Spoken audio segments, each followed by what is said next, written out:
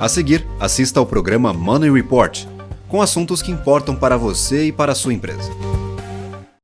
PNC News. Informação que gera valor.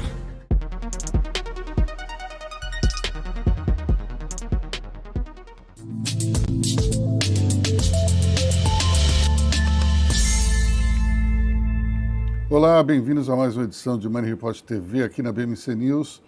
Hoje nós temos uma mistura interessante de depoimentos, de opiniões. Nós vamos falar de meio ambiente, mercado financeiro, medicina, longevidade, tecnologia, enfim. Hoje o programa promete muito. Eu tenho aqui do meu lado o Bruno Barino, que é CEO da BlackRock no Brasil. Depois nós temos o Jorge Argrave, que é cofundador do Brasil Climate Summit. E, por fim, o Dr. Moisés Cohen, que é fundador do Instituto Cohen. Nós vamos começar aqui justamente falando do assunto do momento, que é o tarifaço empreendido pelos Estados Unidos e com consequências na economia brasileira. E eu queria saber do Bruno, qual é a perspectiva do mercado financeiro depois do tarifaço? Como é que a gente deve enxergar os investimentos daqui para frente? Obrigado, Luiz. Obrigado pelo convite aqui, de participar aqui com vocês hoje. É interessante, o nosso CEO, Larry Fink, soltou um artigo no Financial Times umas 3, 4 semanas atrás falando sobre tudo que está acontecendo agora, né? E uma posição que a gente tem adotado é o que às vezes é mais fácil você saber como que vai estar o mundo daqui a 7 anos do que daqui a 7 dias, né? Com todas as mudanças que a gente está enfrentando, né? E a gente vê que isso muito é relacionado ao quê? A uma mudança de todo o movimento de globalização que ocorreu no passado. Então, todos os países estão se realinhando após um movimento muito, muito grande em direção à globalização das operações, né, para se olhar muito mais para dentro de casa, como que você traz o benefício econômico das atividades para dentro de casa, né? Então, a gente teve agora recentemente, né, toda a publicação de todos os setores impactados aqui da economia brasileira em relação a como que os Estados Unidos estão lidando, né, com o Brasil em relação a isso. A AmCham tem feito um trabalho muito bom de diálogo, de análise, de conexão, né, entre os setores da economia com o governo americano.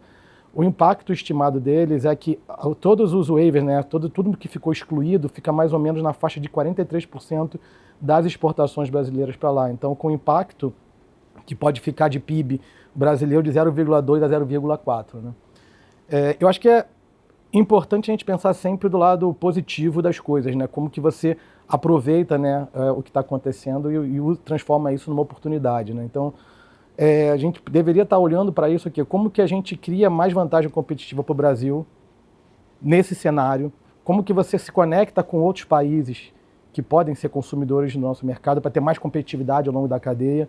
Algumas vezes você fazer a rotação de onde você está conectado demora muito, né? É muito mais complexo do que implementar, do que fazer, né? Mas eu acho que o Brasil tem uma oportunidade agora de o quê? De continuar o diálogo é contínuo, a gente vê como que o governo americano está lidando, né, com os países em relação a isso, então é essencial continuar com o diálogo, mas eu acho que em paralelo a gente tem a oportunidade de olhar para dentro de casa e ver como que eu crio mais vantagem competitiva e me posiciono como uma alternativa em relação a outros países que também estão enfrentando o mesmo problema, né? Por isso que voltar nessa questão que eu falei no início de globalização é importante, porque nesse movimento todo de globalização, como que você consegue se conectar de forma diferente com os outros países? Eu acho que a gente teria que estar focando por aí e, obviamente, continuar, né, o diálogo, né, com o governo americano para ver se a gente consegue reduzir ainda mais os impactos. Mas ao sobretaxar os produtos brasileiros, não se corre o risco de aumentar a dependência que nós temos hoje da China, por exemplo? Então, exatamente esse é um dos pontos. Hoje, a gente poderia falar num paralelo que a gente tem uma dependência muito grande dos Estados Unidos, né? Então, na verdade, é o quê? Para muitos setores, esse nível de taxação, você está fechando o mercado para o produto, né? Então, você vai ter que avaliar se você se conecta com a China, com a Europa. A Europa, agora, vai começar, na nossa visão, a ter um movimento maior de crescimento com todos os investimentos que eles vão fazer, tanto em defesa, com o desenvolvimento das cadeias de AI. Então, tem outras conexões que poderiam ser feitas, dependendo do setor, para reduzir a dependência dos Estados Unidos e, obviamente, também da China e de outros países. Eu acho que um aprendizado grande é como que você diversifica, né? Da mesma forma que você diversifica os investimentos, a gente deveria estar pensando estrategicamente em como a gente diversifica as nossas relações comerciais, para quando você tiver esse tipo de impacto, você não ter um solavanco tão grande, né? Uhum. Ora, o governo Trump, de uma certa maneira, ele criou algumas mudanças estruturais no planeta. Uma foi justamente essa questão dos tarifaços, mas, de outro lado também, Jorge, nós tivemos um esvaziamento, pelo menos uma tentativa de esvaziamento da questão, da preocupação com a questão climática, né? Como é que você está vendo agora que a gente já passou alguns meses, você acha que o Donald Trump conseguiu mesmo desviar um pouco esse assunto para as pessoas ou a preocupação ainda é grande? Bom, primeiro, obrigado, Luiz, pelo convite, é um prazer estar aqui. Pegando um pouco o gancho do que o Bruno falou, né?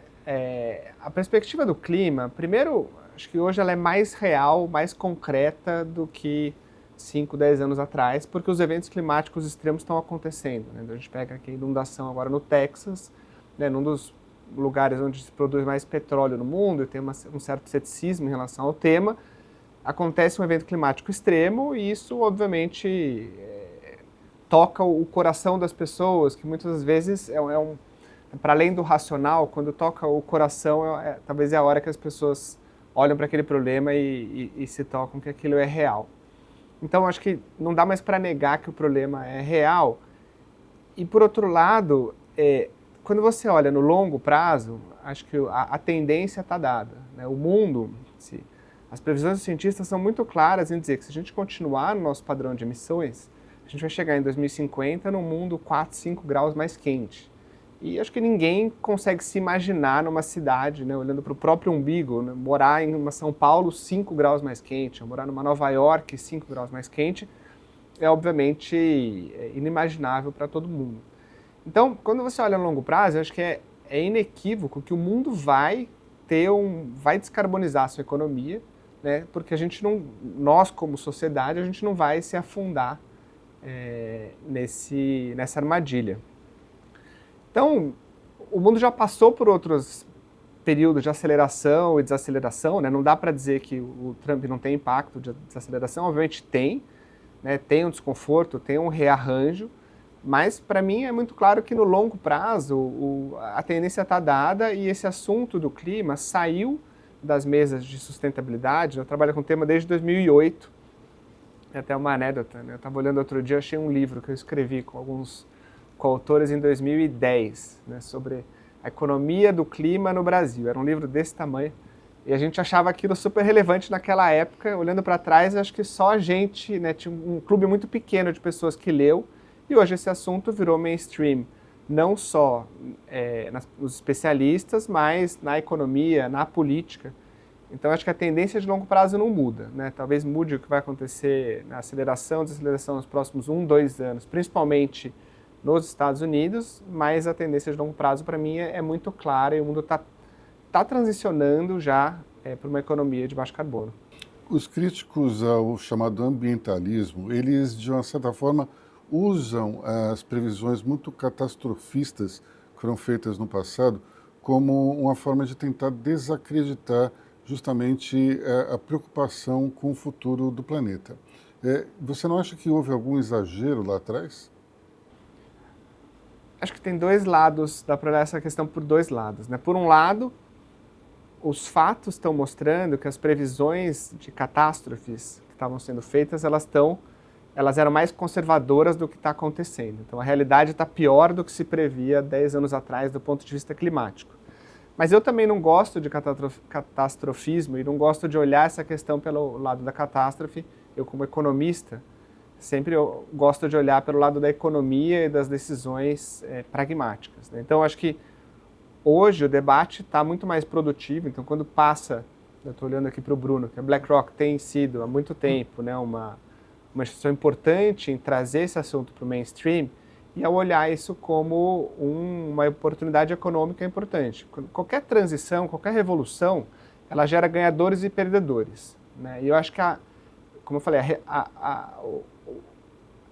a a direção da história está dada, né? E nesse rearranjo, que vai ser uma mudança tectônica na alocação de capital, nas tecnologias produtivas, quem se posicionar primeiro, quem já está se posicionando primeiro, vão ser os ganhadores do futuro. Então tem uma oportunidade de negócio enorme, e eu acho que é isso que a gente tem que olhar hoje em dia. Assim, como é que a gente olha a oportunidade de negócio que se abre ao você revolucionar a maneira como a gente se transporta, a maneira como a gente come, a maneira como a gente produz, né? A gente está abrindo uma porta gigantesca de oportunidades para o futuro.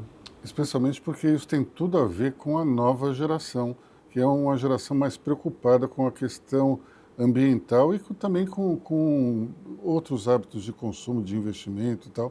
Mas nós estamos testemunhando hoje, Dr. Moisés, uma outra geração mais velha que vai extrapolar os limites de longevidades previstos lá atrás, né? Como é que o senhor está estudando esse assunto ultimamente? Bom, primeiro, obrigado pelo convite, é uma honra estar aqui com vocês, com o Luiz, com vocês. Bem, realmente, hoje em dia, a longevidade é um fato. Haja visto que nos últimos 10 anos, nós evoluímos praticamente 2 anos e meio na média de longevidade. Mas viver mais não significa viver bem. Esse é o grande ponto. Da mesma forma como nós crescemos e hoje a média de idade, diríamos que é em torno de 77 anos, 76,7 anos. Expectativa de vida. Expectativa de vida, de longevidade. Nós tivemos um crescimento nesses mesmos 10 anos de apenas 2 meses na qualidade de vida. E esse gap entre viver mais e viver bem é um gap que cada vez tem aumentado mais. Existe uma organização, a OCDE, que é uma organização colaborativa de desenvolvimento econômico, que é composta por 38 países, onde esse gap de viver mais e viver bem, o Japão é o melhor classificado, cai 8 anos isso. Quer dizer, entre a expectativa de vida e a vida com qualidade, você tem 8 anos. 8 anos. É normal que ao final da vida você tenha problemas. Os últimos 8 anos de vida, então, seriam mais complicados em termos de qualidade. Em termos de qualidade. No Brasil, esse número é 15 anos. Então, a diferença entre o quanto eu vivo, mas o quanto eu vivo bem, é de 15 anos. E no ritmo que está indo, a cada ano, a gente tem uma piora da qualidade de vida de 45 dias. E nós somos o 37º de um grupo de 38 países. Então, não estamos bem. Não é bom fazer parte desse filme. O que a gente tem sempre observado é que isso acaba interferindo diretamente na economia. Existem números. Então, nós temos números que mostrando, por exemplo, que todo o EBITDA aqui, qualquer empresário aí calcula a cada 3 meses, está preocupado em EBITDA. Mas se você perguntar sobre o EBITDA da saúde, ou seja, qual é a expectativa que eu tenho de ter uma vida saudável, esse EBITDA da saúde ele está sendo deixado de lado. Ou seja, isso leva a um valor de números numéricos, aquilo que você ganhou durante toda uma vida, ou que um funcionário na sua vida ativa rendeu para você, isso vai cair nos últimos 5 anos de vida de uma forma assustadora. Ou seja, é quando ele vai gastar com hospital, com doença, com remédio, com produção, a produtividade dele cai. Então, se não houver uma conscientização de que a qualidade de vida é importante para que você possa chegar lá produzindo e tendo pelo menos uma despesa menor, como por exemplo é no Japão, esse número é galopante, a gente vai perder isso em números, em dinheiro, em financeiro, que é a linguagem que hoje o empresário enxerga, que a maioria da população enxerga. E eu digo sempre que existe aí um rombo dentro desses números, que é um rombo que não é percebido. Talvez muito pouco dos grandes empresários, dos conselheiros e empresas, se atenham ao fato de que esse aumento dessa diferença ele cada vez mais vai ser prejudicial para a própria empresa ou para os próprios indivíduos, para as próprias pessoas individualmente. Então, existe como você melhorar isso? Sim, claro que existe. Eu comparo muito a linguagem, que eu acho que é a linguagem que o empresário entende, né, com a linguagem da saúde e tento levar para o lado empresarial. Quando você quer crescer sua empresa e precisa de algumas saídas estratégicas, existe um termo que vocês usam muito, que é a alavancagem. É uma alavancagem. Na saúde também dá para fazer alavancagem. Não é para jogar a toalha. Então, se você nunca fez nada, então de repente você pode fazer uma alavancagem baseada em alguns pilares. Que pilares são esses? É o pilar do exercício, do movimento que rende juros, sob juros positivos, né? O pilar do sono, por exemplo, você ter uma regularização no seu sono, não só em horas, mas de certa maneira uma padronização de horas. Aquele indivíduo que tem lá o jet lag, viaja muito, isso não é bom, não é saudável, porque isso mexe com o ciclo circadiano, mexe com a parte hormonal. Outro elemento que também é importante, a parte nutricional, também é muito, muito importante, principalmente depois de 60 anos, quando você tem que mudar a sua dieta ou incrementar proteínas. E, por fim, uma coisa que também é muito preocupante, que está muito em voga hoje, que é o quarto pilar, que é o relacionamento, é o contato, é a necessidade que as pessoas têm de você ter um relacionamento. Hoje, o isolamento, existem estudos muito interessantes, você viver isolado, ou seja, você não ter bom relationship, um bom relacionamento, isso equivale, em termos de estresse e saúde, a fumar 15 cigarros por dia. Então, são números interessantes que as pessoas não se atêm a isso. E hoje, com a facilidade digital, a mídia digital, às vezes só de você mandar um WhatsApp para um amigo seu, oi, como é que você está? Está tudo bem? Vamos jantar? Isso já tira um pouco você daquele isolamento, daquela coisa que te leva a só pensar coisa ruim, preocupação, negócio, estou devendo, preciso pagar, a empresa não cresce. Então, são pilares fáceis de empregar, fáceis de utilizar, com capex de zero. Essa liderança do Japão é uma questão mais de políticas públicas ou de iniciativas individuais? Eu acho que é um pouco de tudo. Eu acho que a longevidade, a qualidade de vida, principalmente, vai muito de encontro a políticas públicas, cultura. Eu acho que o lado cultural é muito importante. Você entender, compreender que realmente você ter saúde é algo que lá na frente vai te beneficiar demais, porque se você não tiver essa visão, a conta vai chegar. Hoje em dia você não tem mais a vovó fazendo tricô para o netinho que vai nascer, ou o vovô aposentado jogando dominó com os amigos no bar, ou qualquer que seja.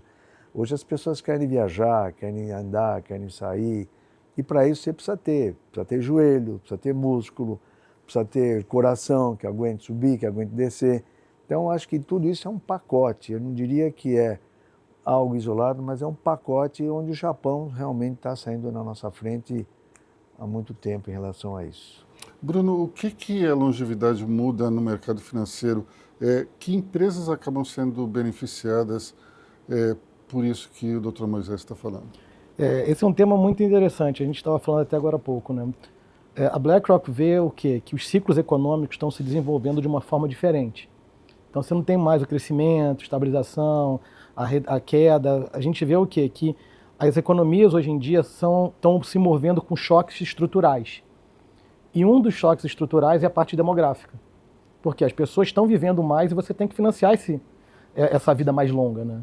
Então a gente vê muito que como que a gente consegue desenvolver produtos e levar a educação para a população para entender que ela tem que acumular recursos por um período maior, porque ela vai também viver um período muito maior de vida, né? Então a gente tem iniciativas, por exemplo, que a gente criou na Alemanha, de um ETF, que é o instrumento, que é um fundo negociado em bolsa, que é um instrumento mais eficiente que você pode ter em termos de custo, principalmente para um investidor de mais poder aquisitivo, que é focado na aposentadoria. Então ele pode criar um fundo de pensão, um fundo de aposentadoria, comprando o ETF na bolsa, que é o mais barato de todos, porque a gente vê o que é extremamente importante você criar mecanismos para financiar essa mudança demográfica que uma vida mais longeva está trazendo de benefício para a população, né? Dentro da longevidade, Jorge, você vê que os mais velhos são mais conservadores em relação ao meio ambiente ou isso está mudando? Eu acho que as gerações mais novas, elas já nascem, elas já estão sendo educadas desde a escola sobre a importância de você lidar com os temas da sustentabilidade e com recursos finitos, né? Acho que as gerações mais velhas muitas vezes foram educadas num mundo em que, né, tinha menos gente, tinha menos conhecimento, você achava que os recursos eram mais infinitos do que finitos. Então acho que tem sim um gap de consciência ambiental entre as gerações, mas as novas gerações também acabam influenciando os mais velhos, né? Você vê isso dentro de casa, né? Todo mundo relata, as crianças que começam a falar: papai, fecha a torneira, papai, não joga isso, separa o lixo, né? Papai, e depois se transfere para o vovô também, é a mesma coisa. Então, acho que essa coisa dos conflitos de gerações, elas sempre aconteceram e sempre vão acontecer, mas elas também são fluidas. Então, eu acho que a sociedade está mudando como um todo. Obviamente, as gerações mais novas mudam mais rápido, mas cada vez mais você vê gerações mais velhas também mais conscientes. Acho que não tem ninguém que está menos consciente hoje do que estava 10 anos atrás, e acho que isso é positivo. É interessante porque dentro desse novo mundo que a gente vive, o choque de gerações, o conflito de gerações, talvez no mundo da tecnologia ele esteja um pouco mais amainado, porque os jovens usam inteligência artificial, os mais velhos querem saber como usar, e não é mais aquela coisa de choque geracional, que o que é novo não interessava para os mais velhos, né? Você mesmo está fazendo curso de inteligência artificial, né? Conta pra gente. Eu mergulhei forte nisso, porque na minha área, né, eu faço medicina esportiva, ortopedia, enfim, tudo está mudando muito rapidamente, ou seja, a tecnologia na saúde, elas estão intimamente ligadas. E não dá para você ficar para trás, porque ficou para trás, você vai perder seu espaço. Esse é o que me move, por exemplo, eu tenho sempre fellows comigo, que me obriga a estudar, estar sempre em dia para poder ensinar, para poder dar aula. E a inteligência artificial é uma dessas coisas. Então, de repente, eu me peguei vendo que com a inteligência artificial eu consigo levantar os artigos muito mais rapidamente, consigo eventualmente preparar aulas de uma maneira muito melhor, muito mais rica, preparo no Instagram algo que eu nunca tive familiaridade. Hoje, todo dia tem uma notinha minha com o meu avatar, ou seja, termino minhas aulas colocando o QR Code, e nesse QR Code, quem estiver assistindo, ele vai ter o PDF da aula, e aí eu inventei mais ainda, eu coloquei uma IA. E nessa inteligência artificial, você faz as perguntas referentes à aula, ou até mesmo fora da aula, e você vai escutar as respostas com a minha voz. E já o próximo passo, que eu já vou ter isso agora em setembro, já vai ter o meu rosto respondendo isso. Então, é interessante, porque essa semana mesmo teve um evento grande de um pessoal da França, e teve um professor, que foi professor que começou com essa história de cirurgia do joelho e tal, professor Dejour, e eu terminei minha aula dando uma mensagem para a plateia com ele. Quer dizer, eu peguei uma fotografia dele na internet e ele passando a mensagem para toda a plateia. Então isso foi um choque, né? Quer dizer, as pessoas olham aquilo como se fosse um negócio do além, mas isso cada vez mais vai ser possível. E aí você escuta, mas tem muita coisa má, então eu não quero nem saber de inteligência artificial. Aí que está o erro. Pelo contrário, você tem que mergulhar na inteligência artificial para que você possa rebater eventualmente as coisas ruins e más que aparecem. Então eu tenho que me preocupar sim. Então quando eu vou fazer uma pesquisa na internet, eu preciso saber qual é a fonte. Então quando eu dou esse QR Code, eu procuro colocar a base de conhecimento minha e base de conhecimento do que tem de mais moderno, mais sério na área médica, né? Bom, o nível de inteligência artificial no mercado financeiro, na BlackRock, deve ser absurdamente avassalador, né? Conta pra gente. Não, bom, tem hoje em dia a inteligência artificial está em tudo, né? Até quando a gente não está vendo, né? Mas o que eu acho mais impressionante é o que a gente tem uma família de produtos que se chamam fundos sistemáticos, que é o quê? São fundos que são geridos por modelos matemáticos. Só que como que a gente faz? Imagina um processo decisório, como nós tomamos decisão, né? Com o conhecimento que a gente tem de experiência acadêmica, profissional, de tudo que a gente lê, né? Tudo que a gente projeta, você toma uma decisão, né? Sobre comprar ou vender alguma coisa, por exemplo. Quando você vai para essa família de fundos sistemáticos, o que a gente na BlackRock tem? A gente tem uma base de dados de 30 anos de informações e a gente tem uma capacidade de combinar 1.100, 1.200 fatores que a gente fala de decisão e todo mês você inclui mais 120, 130. Então a gente tem um volume absurdo de informação dentro. O que seriam esses fatores? Um fator de decisão, por exemplo, é um dado de balanço. Um outro pode ser uma informação do Instagram. O outro pode ser uma informação de qualquer outro tipo de coisa do mundo inteiro. E aí dentro desse produto você faz a diversificação com um modelo matemático e AI fazendo, né, guiando onde você vai decidir. Então, por exemplo, você imagina juntar todos os dados de balanço de todos os corretores do mundo inteiro sobre a Vale, se é de compra ou de venda, e por quê? É um dos fatores. O segundo fator é o quê? Qual que é a projeção da taxa de juros do país XYZ, que a Vale tem uma produção assim. Então você consegue ter a avaliação da AI te ajudando entre comprar uma ação ou não e como diversificar todas as ações dentro de uma carteira. E aí você vai vendo por país, por região. É um nível de sofisticação e tecnologia, quando a gente pensa em gestão de investimentos, impressionante. Agora, como que você vai individualmente competir com uma quantidade de informações dessa? Com esse nível de profundidade é muito difícil. Entendeu? Então, a gente tem visto muita oportunidade de otimizar o processo de gestão com AI. Obviamente tem coisas que já estão no nosso dia a dia de otimização de trabalho que a gente já incorporou que agiliza muito, né? Mas na gestão de investimentos é impressionante.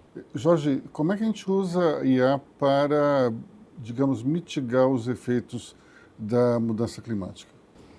Essa é uma ótima pergunta, até porque esse tema é bem controverso. Muita gente olha, né, fala que IA é um grande problema para o clima, porque olha as emissões, né, a IA consome muita energia e para gerar energia você tipicamente, né, tem algum nível de emissão e todo mundo fala como a IA sendo um patinho feio das mudanças climáticas, quando na verdade eu olho justamente pelo outro lado, que é o lado da sua pergunta. Né? Primeiro, particularmente para o Brasil, né, pode ser uma oportunidade, porque como o Brasil tem uma matriz energética muito mais limpa do que a maior parte dos países da OCDE, para pegar o que o Dr. Moisés falou, a gente pode ser um atrator de investimentos em data centers aqui no Brasil para treinar AI, modelos de AI, principalmente porque você vai ter, né, diferente dos data centers de conexão, os data centers de AI eles podem estar mais distribuídos no mundo, porque a latência, né, o tempo de resposta não é o fator decisivo. Então, essa é uma oportunidade de negócio que o Brasil tem, isso pode ser uma avenida de crescimento para negócios climáticos no futuro, a depender de fatores, né, tem coisas que o Brasil ainda precisa trabalhar do ponto de vista de políticas. Mas do ponto de vista de otimização, o potencial é enorme. Né? A AI é uma grande ferramenta de otimização e mesmo quando você olha as emissões, você tem que sempre olhar o contrafactual. Se não fosse AI fazendo esse cálculo, quantas pessoas estariam pensando nisso, né, e se deslocando, indo para o escritório para trabalhar? Então, até ela pode economizar energia até olhando por esse prisma.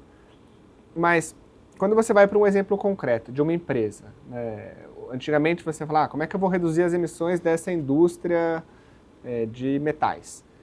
Então você tinha 2, 3 pessoas lá, ia lá, olhava, ia consultar o livro, demorava 3 meses para chegar numa resposta que provavelmente não era completa, porque 3 pessoas não conseguem ler toda a literatura, ver todos os casos, etc. Hoje você tem ferramentas de AI, de otimização de emissões numa fábrica, que consegue fazer o trabalho muito mais rápido, de forma muito mais precisa, consultando as melhores práticas globais, né, instantaneamente, e com isso reduzir emissões. Então você você mudou de patamar na capacidade de otimizar processos como um todo. Então, hoje, daqui para frente, a AI vai ser um grande driver de redução de emissões em processos industriais, em processos de logística. todos os tipos de processos que emitem muito. Eu acho que a inteligência artificial ela é até importante na questão ambiental para mostrar visualmente como é que as coisas podem ficar. Eu vi outro dia no jornal o Globo uma fotografia do que seria o futuro da cidade do Rio de Janeiro e parecia Veneza. As avenidas viravam canais, uma parte da cidade submersa e você tinha pontes entre essas ruas, entre esses canais, e a parte utilizada mesmo para a habitação eram os prédios, que parte ia ficar submerso. Então, acho que o choque visual ajuda também na conscientização do público, né? Não, sem dúvida. A capacidade de simular da AI, né, imaginar cenários futuros, cenários alternativos, como é que esses cenários interagem entre si, ela é infinitamente maior do que a gente tinha 10 anos atrás sem AI. Então, sem dúvida, né, hoje, todos os processos de redução de emissão, você não faz mais nada quase sem AI. E quando você... Então, no fim do dia, a AI aumenta a nossa chance como sociedade de chegar no objetivo do Acordo de Paris, que é limitar o aumento da temperatura global a 1,5 graus, não deixar passar disso, porque a ciência mostra que se a gente passar desse 1,5 graus, você pode ter consequências muito graves, né, que podem se acelerar, os cientistas chamam de tipping points. Depois disso você pode ter... Não tem mais retorno. Não tem mais retorno, exato. Na área de medicina esportiva, a inteligência artificial também pode ajudar a prevenir, ou pelo menos mostrar quem tem maior possibilidade de lesão, não é? Sim, a gente tem estudado isso, é uma das teses que eu estou orientando, onde a gente está pegando uma série de variáveis e algumas milhares de ressonâncias magnéticas normais e com lesão. E analisando essas variáveis, a gente está chegando a uma porcentagem de probabilidade que aquele indivíduo, por exemplo, tem de sofrer uma ruptura do ligamento cruzado anterior, que é o mais comum no nosso meio, futebol. Então isso tem uma repercussão muito grande, porque se num primeiro momento parece algo individual, no varejo não significa muita coisa, mas se você levar isso para uma gama maior e pensar que amanhã isso pode interferir até na contratação de um atleta, você pode chegar para o dirigente pode chegar e querer esse dado, olha, ele tem 80% de chance do joelho dele com tais características de sofrer uma lesão do ligamento cruzado anterior.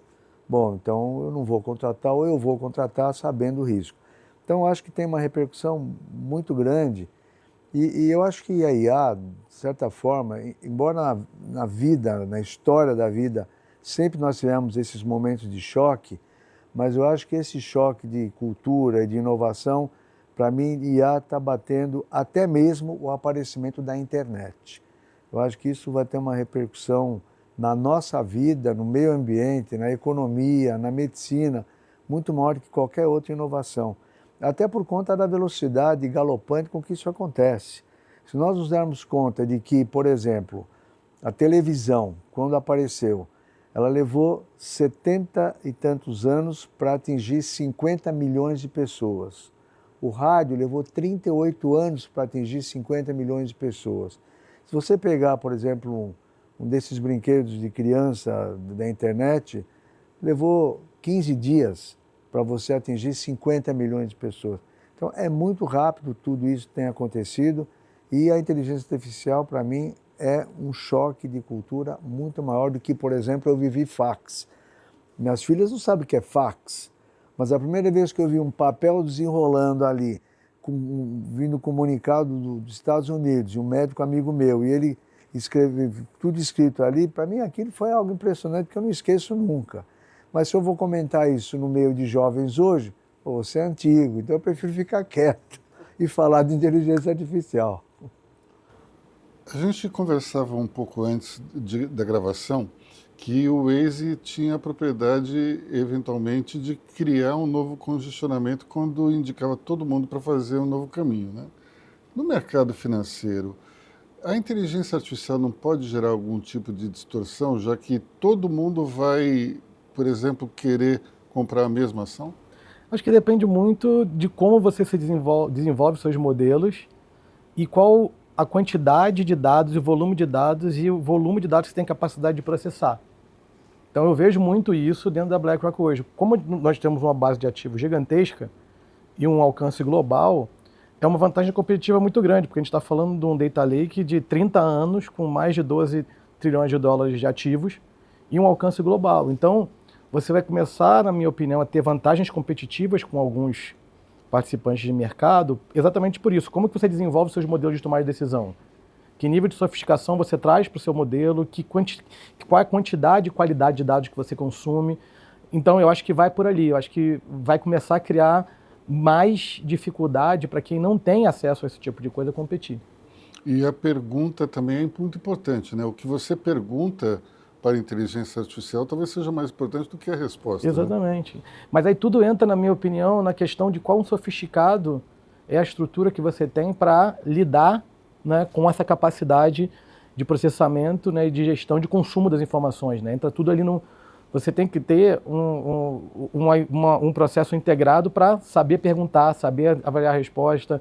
Então, eu acho que quem tem um acesso a um volume de dados, uma capacidade maior de processar, vai começar a trazer mais vantagem competitiva para a mesa.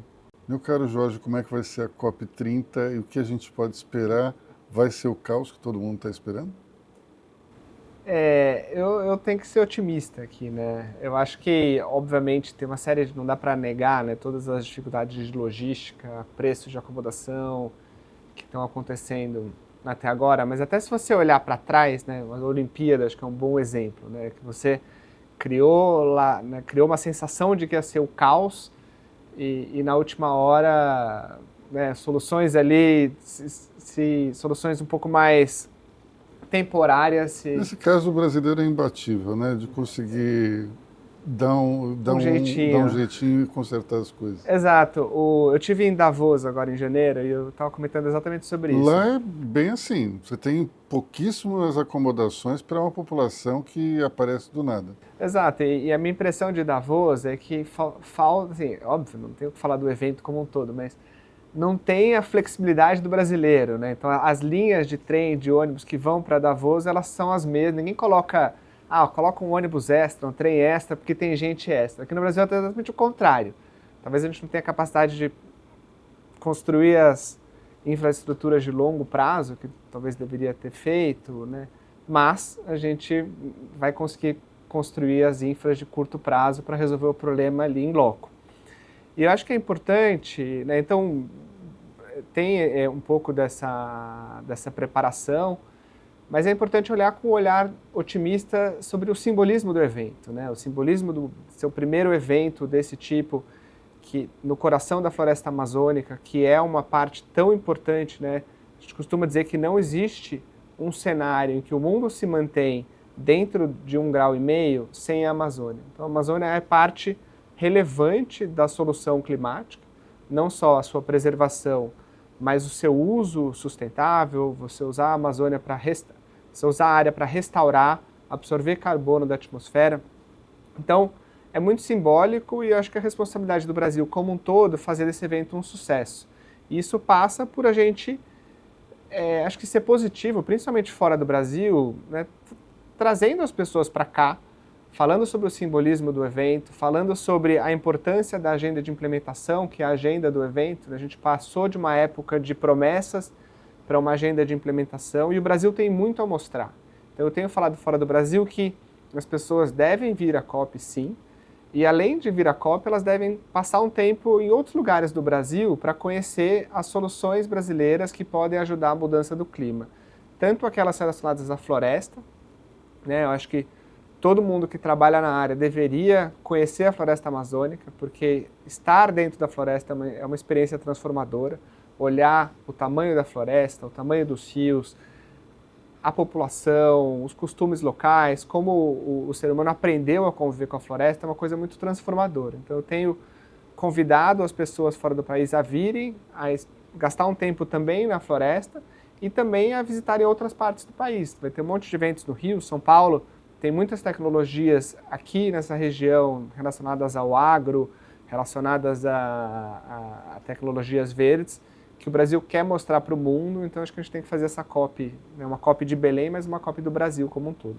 Bom, muitos críticos da COP30 do ambientalismo de uma maneira geral são os chamados negacionistas. O negacionismo é um fenômeno ideológico, na tua opinião? Acho que o negacionismo é um fenômeno em extinção, eu diria, né? Acho que há 10 anos atrás essa discussão dos negacionistas e não negacionistas era uma discussão mais presente. Acho que hoje a mudança climática está tão real na vida das pessoas que eu mesmo tenho ouvido muito pouco pessoas negando que existe uma questão climática.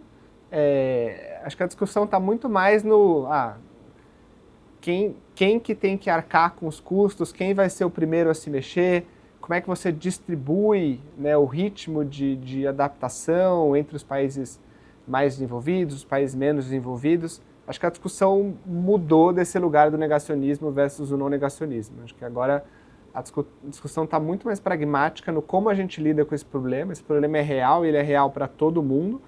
Ele vai atingir populações de maneira diferente, e tipicamente os mais pobres são os que mais sofrem. Então, acho que a questão agora é como é que a gente faz as pessoas que têm mais condições, né, os países, as pessoas que têm mais condições, realmente ajudarem as pessoas que têm menos condições a se adaptarem para as mudanças que vão acontecer e como é que a gente cria essa nova economia que vai evitar que as catástrofes no futuro sejam maiores do que a gente tem hoje em dia. Eu acho que é importante também a gente falar sobre a questão climática, não só do aquecimento em si, mas dos extremismos climáticos, né? O verão cada vez mais quente, o inverno cada vez mais frio. A gente teve uma onda de frio aqui em São Paulo, por exemplo, que há muito tempo não havia. Acho que a gente tinha até se desacostumado a sentir frio, né? Isso é importante em termos para que a gente consiga conscientizar o público, não só as gerações mais novas que já têm essa ideia, mas justamente aqueles que estão em crescimento, ou os mais velhos. Como é que a gente faz um marketing de conscientização que seja eficaz? Essa é uma boa... Eu acho que tem um lado, né, como eu estava falando, das notícias e das realidades e trazer isso para o financeiro. Você pega o exemplo de Porto Alegre. Então, você teve uma catástrofe humana que chocou os brasileiros e o mundo, né? Do ponto de vista humano, as pessoas que morreram, perderam familiares. Mas quando você vai colocar no papel os custos financeiros disso, também começa a chocar, né? Empresas perderam seus centros de distribuição, pessoas perderam suas casas.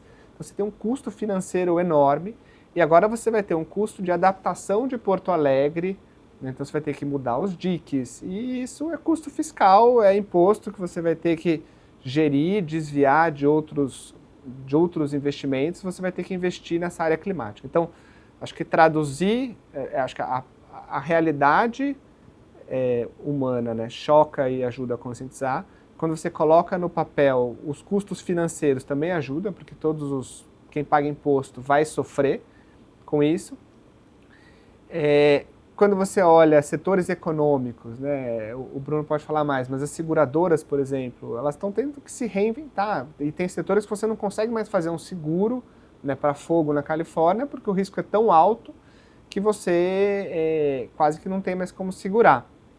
Então, acho que trazer do teórico para o concreto é uma coisa que ajuda, né, e falar de coração, de cabeça, de dinheiro, unir essas coisas e não ficar só no plano das ideias, só falar no futuro. Acho que isso ajuda a conscientizar as pessoas. Os americanos chamam de hearts and minds, né? Hearts and minds, exato.